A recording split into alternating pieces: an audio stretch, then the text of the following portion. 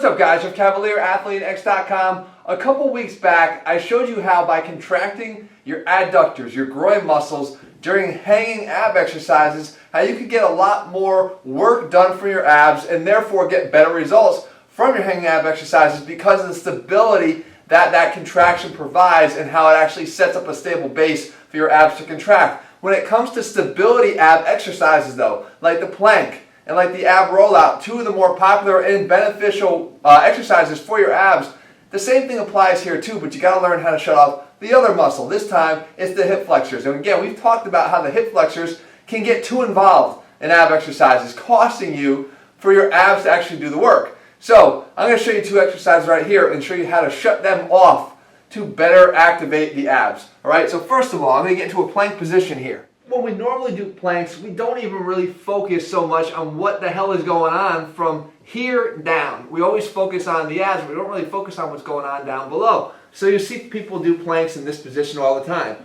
or maybe they'll even be like this, right? And as it gets harder, they'll even start doing this a little bit more. They'll raise up a little bit. Now, while that is ab activation by lifting up, what you're really doing is, if you're digging your toes into the ground, you're using your hip flexors to counterbalance or counterforce your ability to stay in this plank. So I talked about it in our shoulder video last night, how when you try to push back into a bench as you do a shoulder press, you're just pushing a counterforce away from you so you can get that weight away. The same thing happens here. You got your toes digging into the ground, hip flexors are activated. They're pushing into the ground. Therefore, we know if the hip flexors are activated, that the glutes are not, and the abs are not doing as much work as they could because the hip flexors are trying to help with that. So what we can do is squeeze our ass cheeks together here. It makes it a lot easier now. Not only do we have a stable base from below, but we're shutting down the hip flexors. We're reciprocally inhibiting the hip flexors from activating by squeezing our ass together. You can have your toes, your heels right next to each other and squeeze your legs together to also activate the adductors like we talked about the last time. Now you'll find that the abs do much more of the work. It doesn't end there though. Now I want to show you the ab rollout. Okay, like I said, next up is the ab roller. The ab roller is a popular ab exercise and for good reason. Matter of fact, I think it's one of the better ab exercises you can do. It's definitely challenging. We have a whole workout on this channel if you're looking for one that you could use this with.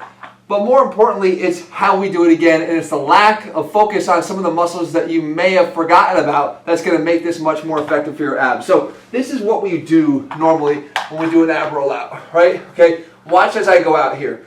So we'll go out, people will get to the end here, and then the first move that they'll do is this. Look at what's happening. The hips are flexing.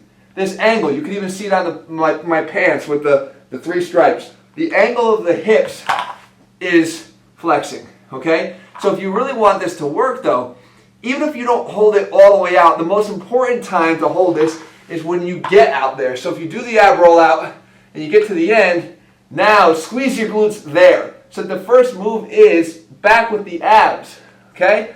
Here and here, here and here, okay? Everything's moving up. I'm not flexing. My butt's not going back. Everything is coming up at once. And of course, as we get to the top, you can do some of that flexion to actually incorporate the abs much more strongly. But the idea is you want to make sure that you're doing this right, guys. It doesn't matter how many you can do. I don't care if you can do 100 ab rollouts. I see people doing it all the time, just counting away at ab reps.